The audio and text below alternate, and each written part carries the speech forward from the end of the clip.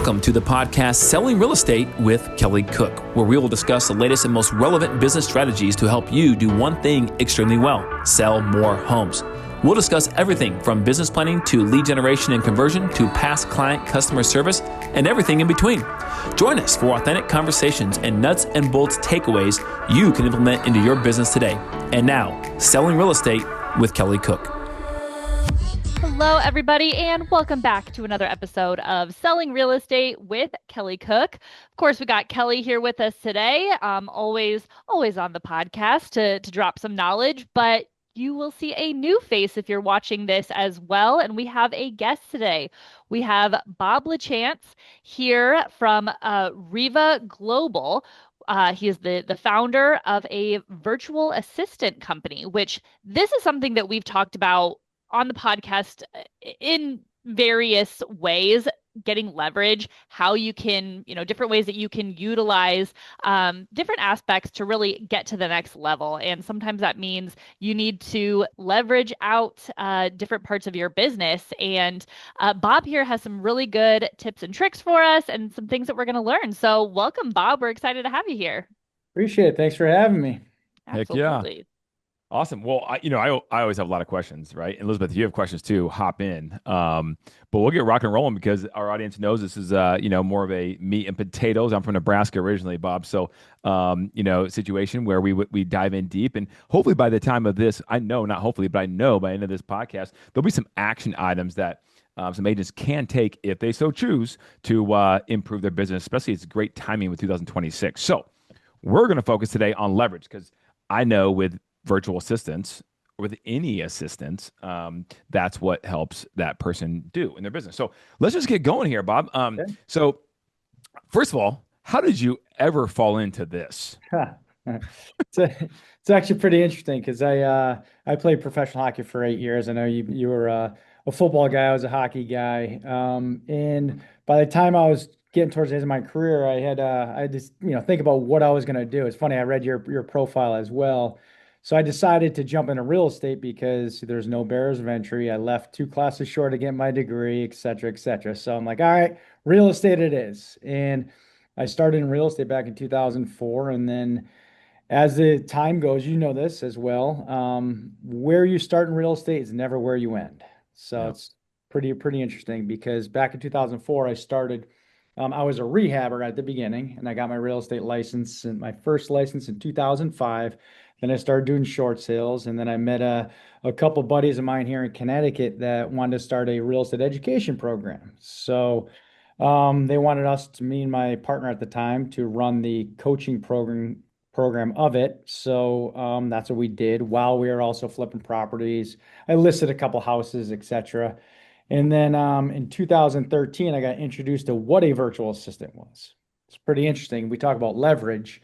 Yep. This is all about leverage, but what I found, and this is what happens with a lot of real estate agents that are doing real estate part-time, they just don't have time to fulfill all the tasks needed. So I realized it in the coaching program that I was running, is that the students could not fulfill the action items that we were giving them for them to be successful. And then 2013, this started in 2007. So I was looking for some sort of system or some sort of, an outlet like a virtual assistant. For so many years. In 2013, I got introduced to what a virtual assistant was. Light bulb went on. I'm like, you know what?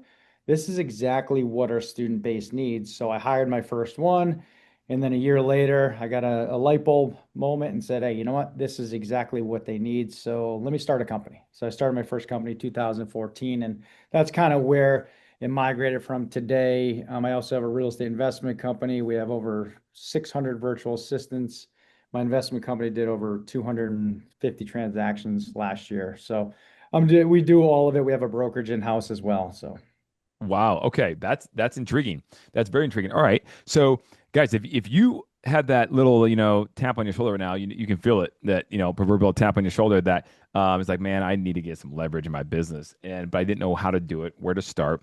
And if I Google maybe some of these companies, there's a decent amount of options out there. Well, now you're listening to one, I should say, that does a very good job with this. You heard what he has going on, which is quite a bit.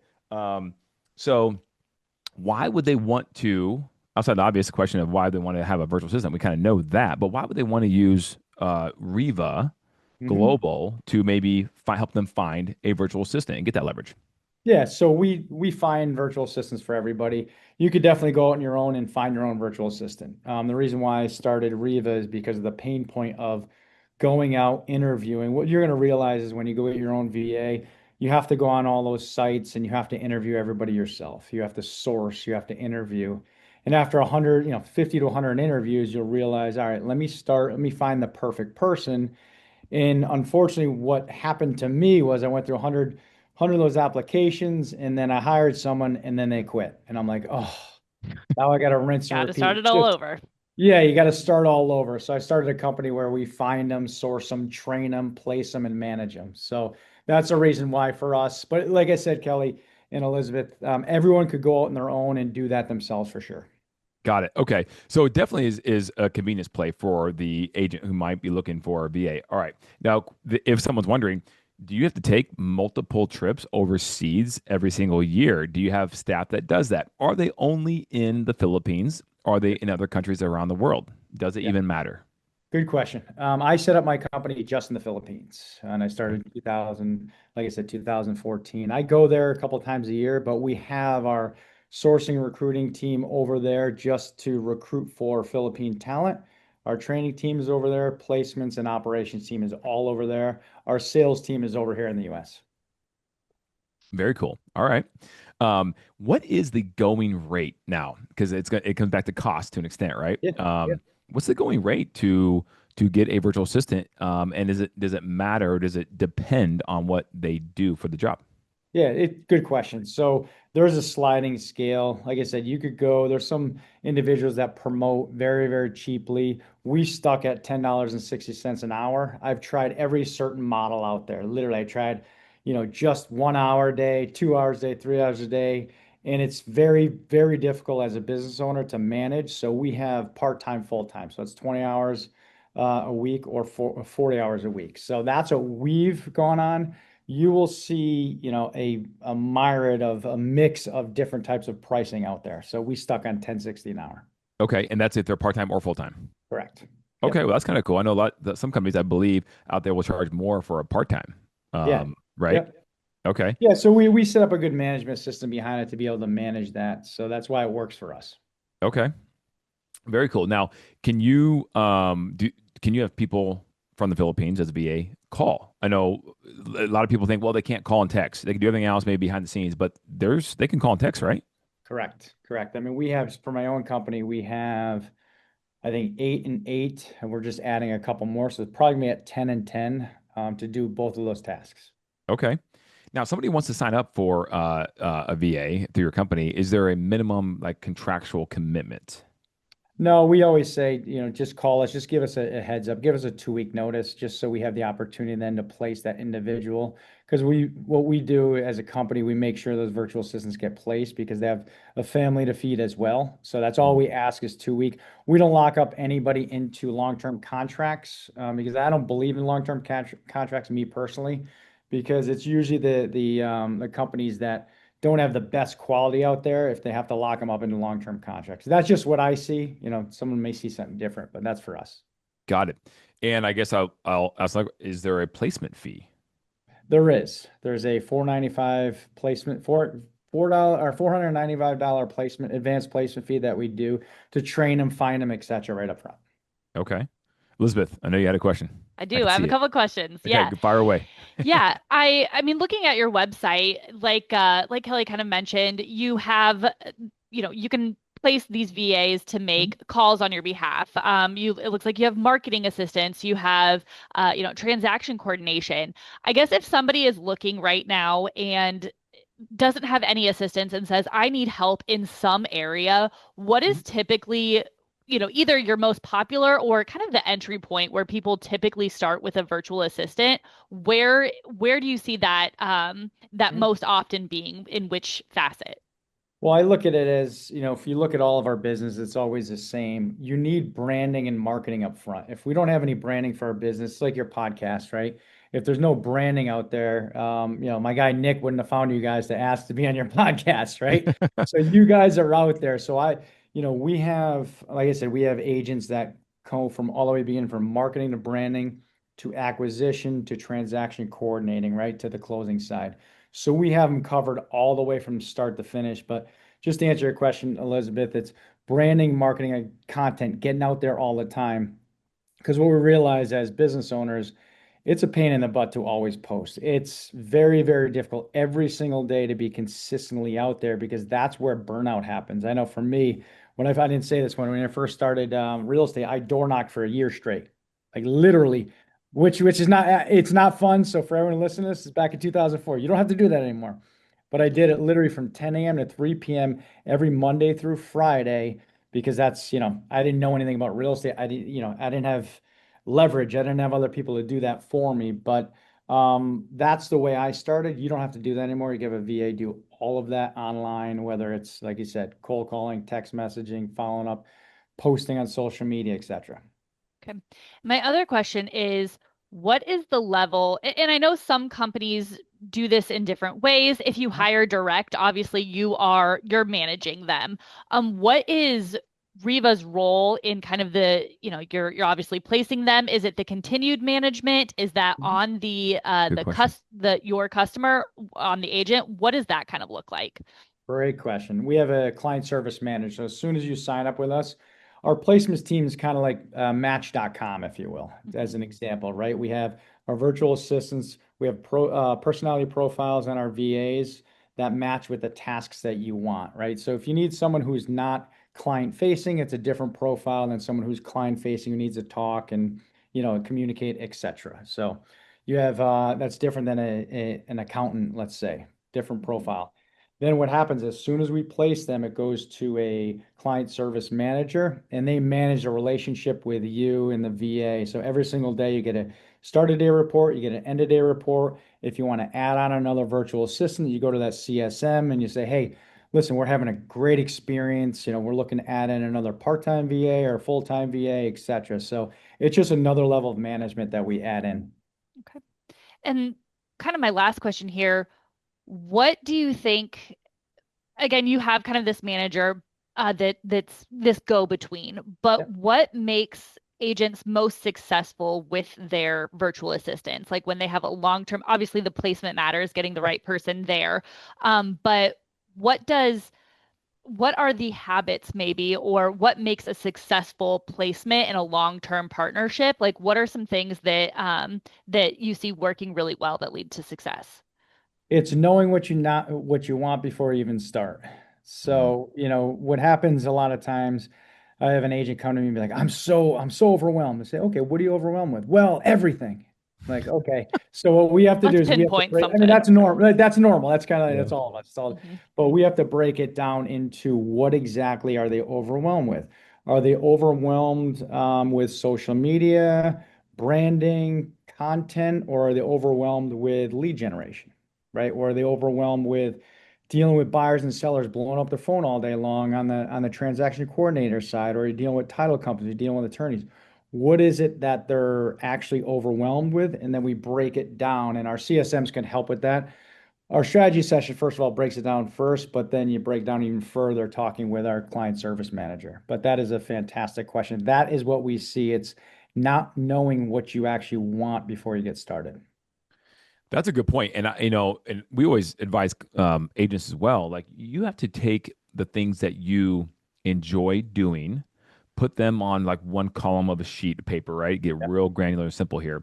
Then everything else that you list out you do in a day, a week, that's what you don't like doing. There's where you start, right? And then you can break that down to, because that could be multiple VAs, right? Because it could be a lot of Mhm. stuff. So Yep. that's a great point. Question. Someone's probably wondering, well, okay, and I think I know the answer to this question here, Bob, but what hours will they work in terms of the time of the day, here in the States? And could they work the two, do you have BAs that work the 2 weekend days and maybe like 5 days during the week? So I'll just give you an example of myself in my own office, right? We have, like I said, we have just on the lead generation side, we probably have a little over 20 VAs working just for our company. So we're Eastern Standard Time. So I have them working 9 to 5 my time. and it works. They're doing all the things we talked about, plus transaction coordinating, etc. I don't need VAs working on the weekend. I tested it. It doesn't really make a huge difference, to be totally honest with you. So for us, that's what we see. In working hours, it's whatever time zone you're at. Got it. I know some people but they could like, let's say like Yeah, an they agent is could. pretty busy, right? And their team, whatever, and they get agents on the team, whatever the Mhm. brokerage that are doing deals over the weekend, and maybe one of the services you provide with the VA is writing a Yeah. contract, right? Then Yeah. that's something they can maybe do at that time and submit, blah blah blah, Yeah. if you So want to what provide we coverage. do, yeah, exactly. So we do, then you change your hours because they work 5 days a week. Because they are, and I do get this question like, well, do you have someone working 7 days a week? And I'm like, all right, well, they are human They and are they do humans. have That's the families. thing. Yeah. Good point. They do have families and they do. So it's just like us, except they're working not in our office. So that's the best way I could explain a virtual assistant is everyone's just like all three of us. And we have families at home as well, so they work the same hours that we work, and then that's typically how that goes. So if you want them working on a Saturday, then what you do is you adjust those hours. Got it. Okay. And then I think maybe the last question here. So, is there anything that you would recommend the VAs cannot do or should not do? Should not do. They should not be closing business for you. If you have them on the phones and driving leads, they're fantastic at lead generation, but it's our job to close those deals because it's our business. And I'm a firm believer. I've tried everything. I know here, other people out there saying, "Well, I got some closers for you." I think it's our business, so we should be closing our own deals. And that's what I found. I've been doing this for a long time, and I've tried VAs in every aspect of it, but that's what I've seen through the years. Okay, cool. And I will say too, one more thing is, I think another benefit of using a company like yours is when it comes to actually paying them, right? Payroll. Yeah. You don't necessarily have to worry about all of that like you would with someone here in the States. You just pay it through your company. You guys handle all that, right? Yeah, we handle all the HR. We pay for their health care as well, so that's included in it. So there's a lot of benefits that we do behind the scenes as well, and one of them is running the payroll as well. Yeah, and I That can is speak from awesome. experience. If you pay direct, there's a lot of hurdles to go through because Yeah. you have to convert the money and have kind of a different payroll system and all of that. So that's a huge headache that is then lifted off if you don't have to worry about that aspect of things. Totally. Absolutely. Totally. Okay, cool. Well, Bob, anything else you want to plug and or where can people find you? Yeah. No, just if you guys are interested, just check out our website at revaglobal.com. We have a strategy session. You could set one up with one of our team members. If you're interested, let us know. If you have any questions too, just send an email and reach out. We'll answer any questions that you have. Awesome. And one last question for you. If you had just one thing that you wanted people to take away from this about, if they've never had a virtual assistant before, or if they have and they have failed because they, hired Yeah. direct or something, what's the one last thing that you want people to know and to take away from this? Yeah, I think it's something that we touched upon, which I think is very, very important because I made this mistake. It's before you start working with anyone, even if you hire in-house, have a job description, have a list of tasks that you want them to do because we make the same mistake here in the US, right? You'll bring someone in, we know we need help, but we're having them doing 1,000 things when we don't even know one thing that they want them to do. So just break it down. Is it marketing and branding that you want help with? Is it lead generation? Is it transaction coordinating? We could all use ChatGPT if we're interested in we're having a tough time finding out what tasks we want them to do. So I think it's very, very important upfront knowing what we want to be the result of that help, whether it's, we're hiring in-house or we're working with a virtual assistant. Define the role. Yeah, That's so absolutely. that's so good. And by the way, speaking of Chat or Gemini Pro or whatever you Right. choose to use, if you don't know how to use that very well, I guarantee you Bob has somebody that does that can help you out with that. We do train our virtual assistants on that as well, on AI. Love it. Okay. Love it. Fantastic. Well, thank you so much, Bob. Again, go to revaglobal.com. You can request a strategy session there and take a look at some of the different services that you could potentially hire a VA for. And Kelly, if anybody has any questions for you or wants to talk to you about anything real estate related, where can they reach out to you? Yeah, at Kelly Cook Homes on Instagram. That's a great place, guys. Shoot me a follow. Start a conversation through DMs there, and I'd love to chat with you guys about that. And if you have any other topics, like some of you guys have DM'd me about this, which is awesome, about people you want to see or topics just that we can cover through me and Elizabeth, let us know. Right? We definitely want to deliver what you guys want to know and hear about. Absolutely. We'll see you all next week. Thanks, everybody. See you guys.